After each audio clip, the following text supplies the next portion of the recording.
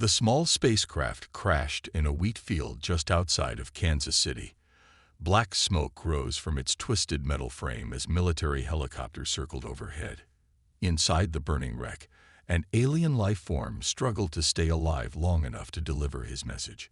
Captain James Miller of the U.S. Space Command approached the crash site with his team. Their radiation detectors showed safe levels, but they moved carefully, weapons ready. The dying alien saw them and raised a three-fingered hand. "Please," it said in perfect English, surprising them all. "There isn't much time." The alien's skin was pale blue, and silver blood trickled from a wound in its chest. It called itself Reed, explaining that its universal translator allowed it to speak their language. Captain Miller knelt beside the dying creature, while his team secured the perimeter. "I am a scout from the free worlds," Reed said, his voice growing weaker. "I came to warn Earth. The Galactic Empire.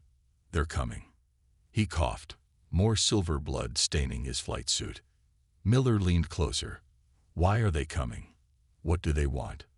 "They don't want anything. They destroy. That's what they do." Reed's large eyes blinked slowly.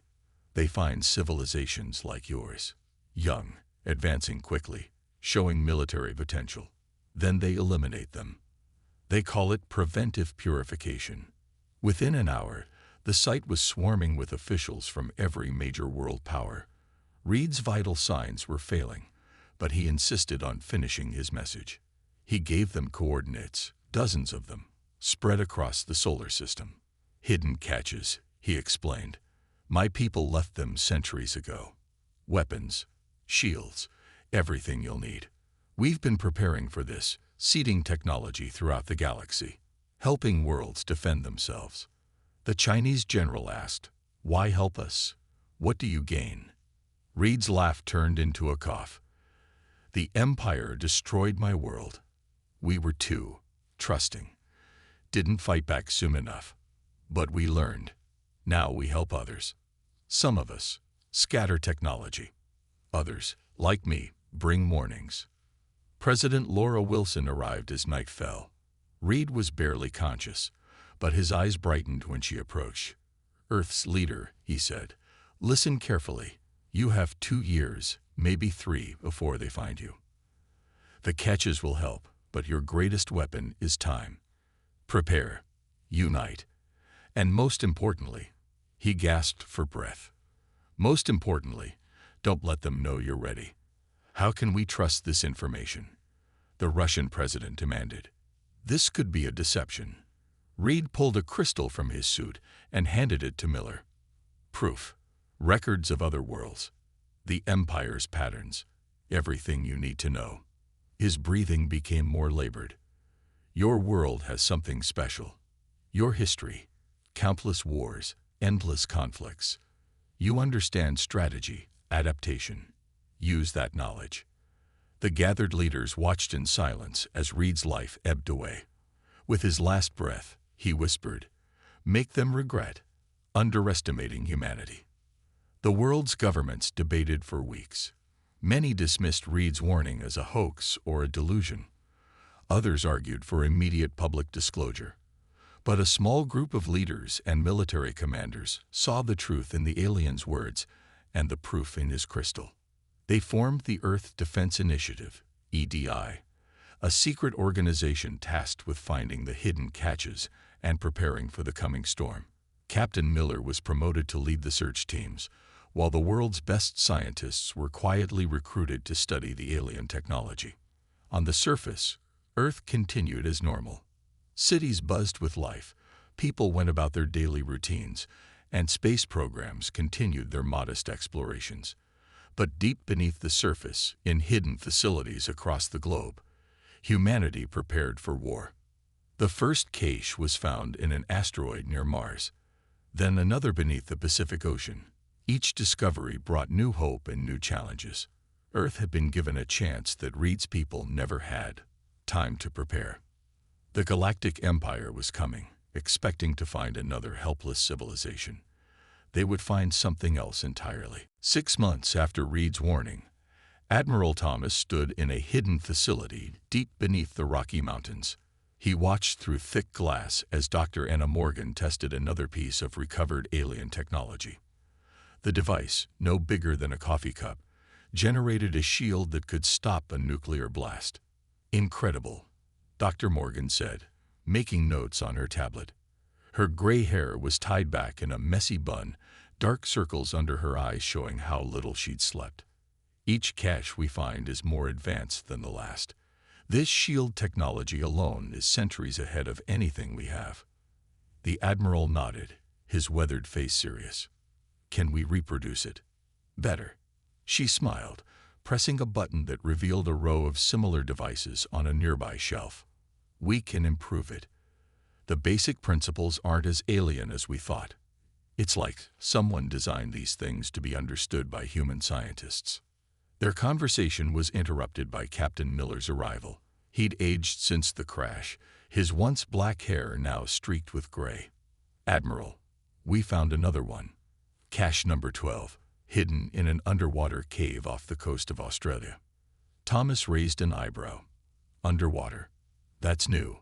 What's inside? Weapons, sir, but not like anything we've seen before. They don't shoot bullets or beams. They seem to fold space somehow. The scientists are calling them dimension crackers. Dr. Morgan's eyes widened. Like the theoretical weapons described in Reed's crystal data. The ones that can bypass any known shield. The same, Miller confirmed. And there's more. We found documents, like instruction manuals, written in multiple alien languages. One of them matches symbols we found in the Mars cache. Our linguistics team is making progress on translation. The Earth Defense Initiative had grown significantly since its formation. What started as a small secret group was now a vast underground network. Thousands of the world's best scientists, soldiers, and strategists worked around the clock, hidden from public view. In orbit, civilian satellites continued their regular paths, but among them now moved secret weapons platforms disguised as space debris. Deep beneath the oceans, enormous shield generators waited silently. In deserts, mountains, and Arctic wastes, hidden bases housed growing fleets of ships built with hybrid human-alien technology. The latest simulation results are promising, Thomas said, pulling up a holographic display. If the Empire follows their usual attack patterns, our defensive grid should hold. The real question is whether we can strike back effectively. Dr. Morgan walked over to another device. This one shaped like a pyramid. That's where this comes in. We're calling it the Ghost Drive. It masks our ship's energy signatures completely. They won't see us coming until it's too late. Miller studied the device. How many ships can we equip with it? All of them, she replied. Production is fully automated now. The hardest part was figuring out the first one. After that, the alien manufacturing systems took over. They're like mechanical seeds. Give them the right materials, and they grow what you need. Thomas checked his watch. The next war game starts in an hour. 30 of our best captains running simulated battles against Empire tactics. Miller, I want you to lead the opposition force. Push them hard. We need to be better than ready. As they left the lab, Dr. Morgan called after them. Admiral, there's something else. The data we recovered suggests the Empire doesn't just destroy civilizations. They harvest their technology first. If they follow that pattern here, then they'll send scout ships before the main fleet. Thomas finished. Good. That gives us a chance to test our camouflage in real conditions. Keep working on the Ghost Drive. Doctor, when they come looking for signs of advanced technology, they won't find anything, Miller said firmly. Just a normal young civilization, barely reaching for the stars. Nothing special. Nothing dangerous. Nothing, Thomas agreed, until it's too late for them to realize their mistake. They appeared on a Tuesday morning. Thousands of ships, their hulls gleaming like polished obsidian, emerged from hyperspace at the edge of the solar system. Civilian astronomers reported them as a new astronomical phenomenon. News channels broadcast grainy telescope images, while experts debated what could cause such strange readings. High Commander Marcus stood on the bridge of his flagship, studying the blue planet on his view screen. His gold-trimmed uniform marked him as one of the Empire's elite, but even he felt uneasy. Something about this system felt wrong. "Status report," he demanded. "Planet shows normal development for their stage, Commander," his science officer replied. "Primitive satellite network, basic space stations, no signs of advanced shielding or weapons. Approximately 8 billion inhabitants." Marcus nodded. He'd done this 42 times before. Find the potentially dangerous species, evaluate them, and, if necessary, eliminate them.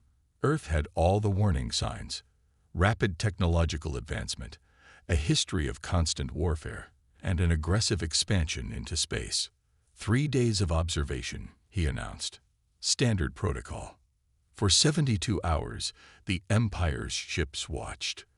They intercepted communications, scanned for energy signatures, and mapped defense installations.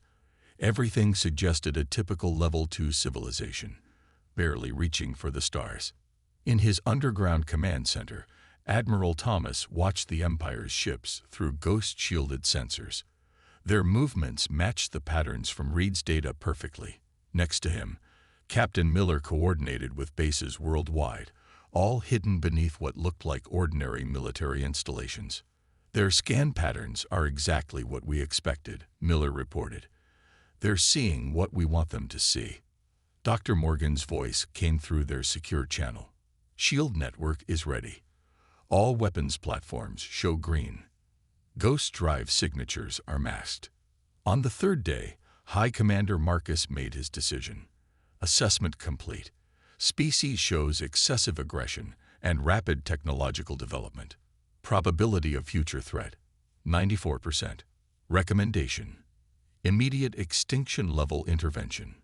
The Empire's ships moved into attack formation.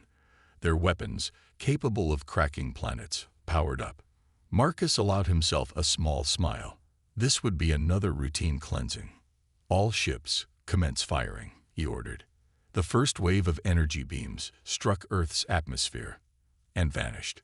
Marcus blinked in surprise. "Report. Unknown interference, Commander. Energy readings make no sense.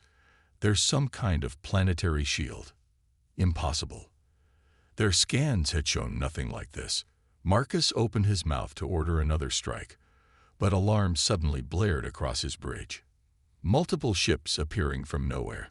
They're inside our formation. Human vessels materialized throughout the Empire's fleet, their designs unlike anything Marcus had seen. They moved with impossible precision, their weapons cutting through Imperial shields as if they weren't there. In his command center, Thomas gave the order they'd spent 2 years preparing for. "All units, execute battle plan Reed. Show them what humanity can do." The space around Earth erupted in chaos. Empire ships found their weapons useless against Earth's shields, while human vessels, equipped with ghost drives and dimension crackers, struck from impossible angles. Decades of war games and strategic simulations paid off as Earth's fleet executed perfect combat maneuvers.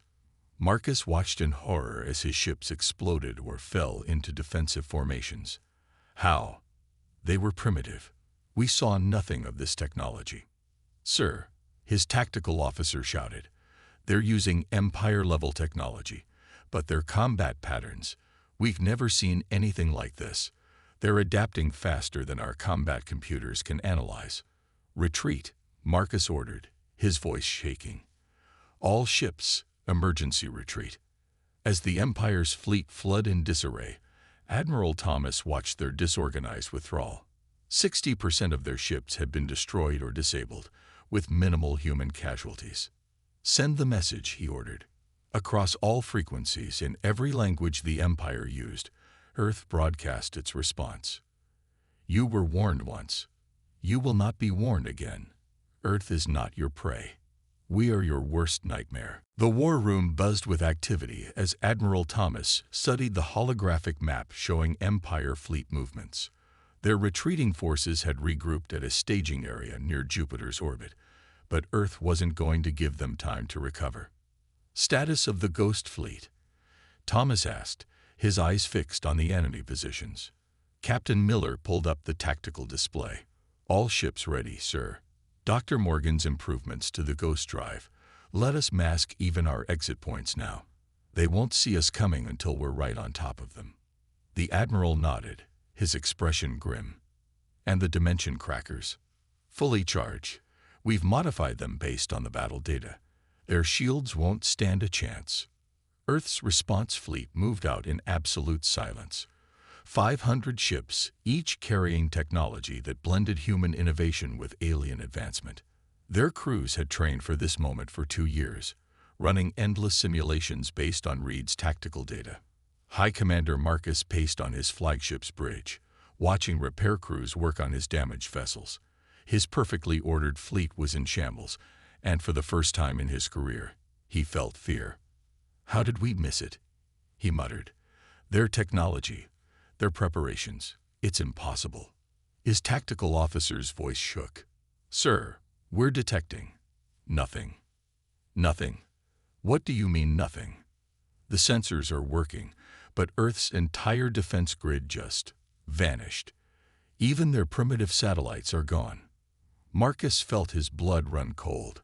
In 42 campaigns of cleansing primitive worlds, he'd never encountered this. His instincts screamed danger, but before he could act, space itself seemed to tear open around his fleet. Earth's ships appeared everywhere at once, their ghost drives allowing them to bypass normal space. They struck with surgical precision, each shot carefully planned and coordinated. Humanity's centuries of warfare had taught them lessons the Empire never learned. Multiple hits. Marcus's bridge crew shouted, "They're using our own weapon signatures. Our shields are calibrated wrong." Thomas's voice boomed across all Empire frequencies. "This is Admiral Thomas of Earth's Defense Fleet. Your arrogance brought you here. Your ignorance will be your downfall." The battle wasn't even fair. Earth's ships moved like dancers in a deadly ballet, using maneuvers developed through thousands of years of human combat evolution. Empire vessels, relying on standard combat computers, couldn't adapt to human unpredictability. "They're not fighting like a space fleet," Marcus realized too late. "These are naval tactics from their ocean warfare, adapted to 3 dimensions."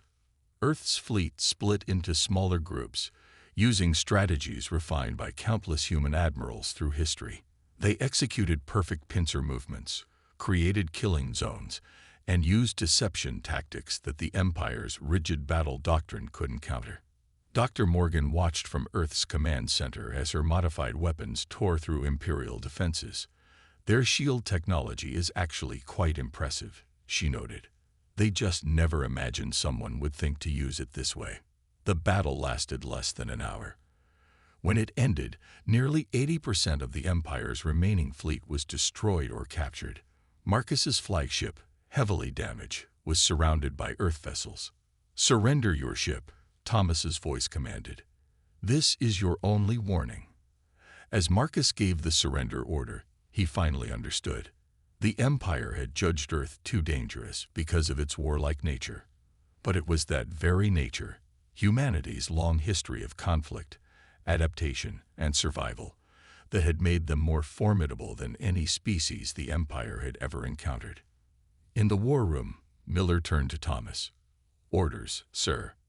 The Admiral studied the tactical display, showing the remnants of the Empire's fleet. "Send word to all commands. Operation Daybreak begins now. It's time to take the fight to them." Earth's fleet formed up, their ghost drives powering up for long-range jumps. The Empire had started this war, but humanity would finish it. And this was just the beginning. High Commander Marcus knelt before the Empire's council, his once pristine uniform now stripped of its rank insignia. The Great Hall's dark marble walls seemed to close in around him as 9 shadowy figures looked down from their elevated seats.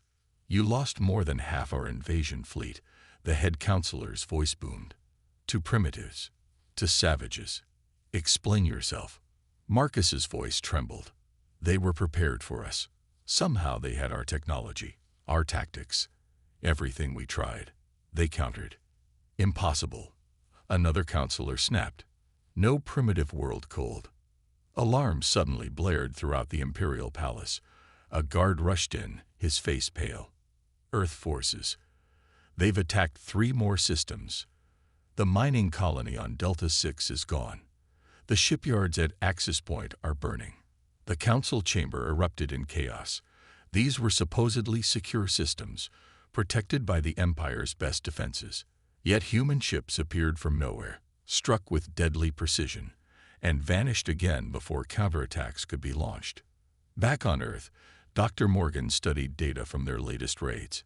She sat in her lab, surrounded by holographic displays showing Empire defense systems. Their basic shield design has a flaw, she explained to Admiral Thomas. It's like they never imagined someone would attack from certain angles. They built their defenses assuming everyone thinks like they do. Thomas nodded. How many more targets can we hit before they adapt? At least 30. They're stuck in their ways. Nearly 10,000 years of being the strongest has made them. Captain Miller burst into the lab. Admiral, our deep space sensors just detected something big. They're moving a station-sized object through hyperspace.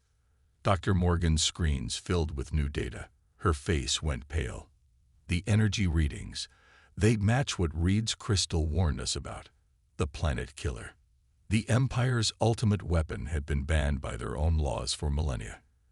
Its power could crack a planet's core, turning a living world into an asteroid field. Only twice in their history had they used it, and both times the results had horrified even them. In the council chamber, Marcus watched the weapon's activation sequence begin. The humans are too dangerous, the head counselor declared. We will make an example of them. Their world will be dust, and the galaxy will remember why we rule. But Earth was ready. Reed's warning had included details of this weapon, and Dr. Morgan had spent months preparing a defense. As the planet killer emerged from hyperspace, human ships were already moving to intercept. Now we see their true face, Thomas told his fleet commanders. They claim to protect the galaxy from dangerous species, but look what they do when challenged. Today we show them what humanity does to bullies. The planet killer was massive, its surface covered in energy collectors that would focus power into a planet-splitting beam. But before it could power up, ghost drive ships appeared inside its shields. Teams of human soldiers, trained for this exact mission, boarded the station. Sir, Miller's voice was excited. We've taken their super weapon. Dr. Morgan's override codes worked perfectly. The Empire crew never even knew what hit them. In the council chamber, the mood shifted from anticipation to horror as reports came in. Not only had their ultimate weapon failed, but it had been captured intact.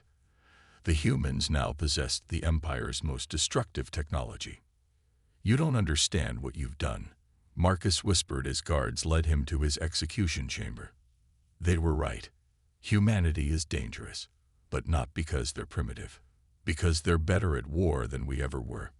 The head counselor received one final message from Earth.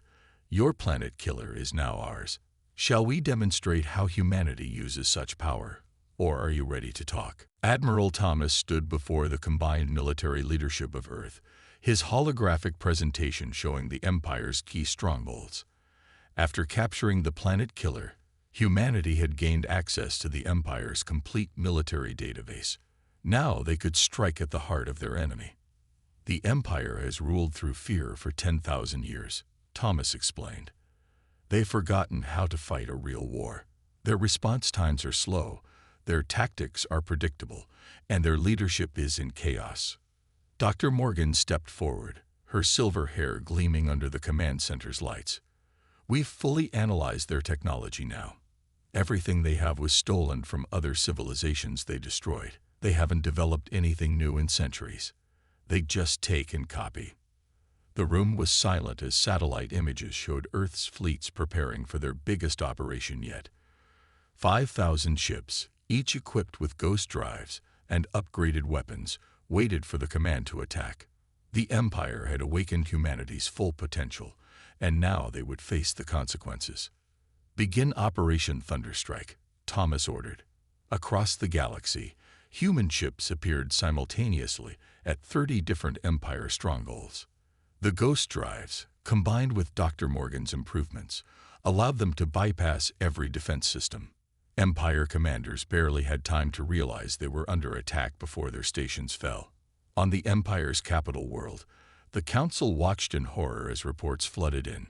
Their supposedly impregnable fortress worlds fell one after another. Human soldiers moved with coordination and skill that seemed impossible, using tactics the Empire had never seen. "How are they everywhere at once?" one counselor demanded. "Their ships appear inside our shields. Their soldiers know our base layouts. They've countered every weapon we have." The answer was simple. Humanity had spent its entire history fighting, adapting, and improving. While the Empire grew lazy with power, humans had spent thousands of years perfecting the art of warfare. Every battle strategy, every military innovation, every hard lesson learned through Earth's countless wars was now being used against the Empire. Captain Miller led the assault on the Empire's largest shipyard. His teams moved like ghosts through the facility, using centuries-old Earth military tactics that the Empire's defenders couldn't understand or counter. They didn't just fight with advanced technology. They fought with intelligence, creativity, and determination. "This is how you wage war," Miller told his captured Empire counterpart. "Not by simply destroying those you fear, but by outthinking, outmaneuvering, and outblasting your enemy." In just 24 hours, Earth's forces captured or destroyed 60% of the Empire's military infrastructure. The planet killer, now fully under human control, stood ready as a final threat, though humanity chose not to use it. They had learned from history that true victory came not from destruction, but from smart, strategic victory. "Send the message," Thomas ordered as the last major Empire fortress fell. Dr. Morgan transmitted their demands across all Empire communications channels. "Your reign of terror ends today. Your choice is simple: face complete defeat, or accept a new way forward." The Empire's Council, watching their mighty civilization crumble before an enemy they had dismissed as primitive, finally understood their fatal mistake. They had spent millennia destroying civilizations they deemed dangerous, only to face one that had turned their own weapons and tactics against them with devastating effect. "We had assumed," the head counselor said bitterly, "that a species' advancement was measured by their technology. We never considered that their greatest weapon could be their minds, their adaptability, their determination." Earth's fleet surrounded the Empire's capital, their ships casting shadows over the once proud city. Humanity had proven itself not just capable of defending against the Empire, but of completely dismantling it. The question now was not whether the Empire would fall, but what would replace it. The Great Hall of the Empire's capital world looked very different now. Where once 9 Imperial counselors had looked down from their elevated seats, now a round table stood. Around it sat representatives from Earth, the former Empire, and survivors from worlds the Empire had tried to destroy. Admiral Thomas stood at the center, his uniform crisp but free of unnecessary decoration. Dr. Morgan stood beside him, holding Reed's crystal, the warning that had saved Earth and changed the galaxy forever. "The old Empire is finished," Thomas announced, his voice carrying through the hall. "But we're not here for revenge. We're here to build something better." The Earth delegation had spent weeks preparing for this moment. They could have simply destroyed the Empire, used the planet killer to shatter their worlds like the Empire had done to others. Instead, they chose a different path. "Humanity has learned through its long history," Dr. Morgan explained, "that destroying your enemies only creates more enemies. True strength comes from turning enemies into allies." She activated a holographic display showing the new structure of government, the Galactic Federation. Power would be shared, decisions made by consensus rather than force. The Empire's advanced technology would be shared with developing worlds rather than used to destroy them. "But why?" asked a former Empire general. "You have our weapons, our planet killer. You could rule everything." Thomas smiled. "Because that's exactly what the old Empire would do. And look where that led. We're offering a chance to be part of something greater than an empire built on fear." The survivors of worlds the Empire had attacked were skeptical at first. An older alien, his species nearly wiped out by the Empire, stood up. "How can we trust them? After everything they did." "You don't have to trust them," Miller replied from his position by the door. "Trust us. Earth will stand as guarantor of the peace. We'll maintain a defense force strong enough to stop anyone who tries to return to the old ways." The changes would not happen overnight. Earth's leaders knew this would take time, patience, and careful management. But they had something the Empire never had: experience with rebuilding after conflicts, with turning former enemies into friends. Dr. Morgan activated Reed's crystal one final time, projecting an image of the scout who had saved Earth. This brave being gave his life to warn us, to give us a chance. Now we have a chance to make his sacrifice mean something more. The new Galactic Federation would be built on principles humanity had learned through centuries of trial and error. Cooperation was stronger than domination. Diversity brought strength, and peace had to be actively maintained, not simply enforced. "The Empire feared us because of our capacity for war," Thomas told the assembly. "But they never understood that the same history that made us great warriors also taught us the value of peace. We know the cost of conflict better than anyone." One by one, the representatives stood to sign the Federation Charter. Former Empire worlds would gradually transition to self-governance. Developing civilizations would be protected and guided rather than destroyed. The planet killer would be dismantled, its power source converted to provide energy for rebuilding worlds the Empire had damaged. As the signing concluded, Thomas looked out at the assembled beings and remembered Reed's last words. "They did regret underestimating humanity," he said quietly to Dr. Morgan, "but not for the reasons they expected." "No," she agreed. "They thought we would destroy them like they would have destroyed us. Instead, we're helping them become better than they were." Above the capital, Earth ships patrolled alongside former Empire vessels, their crews already beginning to work together. The galaxy was entering a new age, guided not by fear of humanity's strength, but by respect for humanity's wisdom. Somewhere, Thomas hoped, Reed was watching. The Empire had feared humanity's potential for destruction. Instead, they had discovered humanity's even greater potential for creation.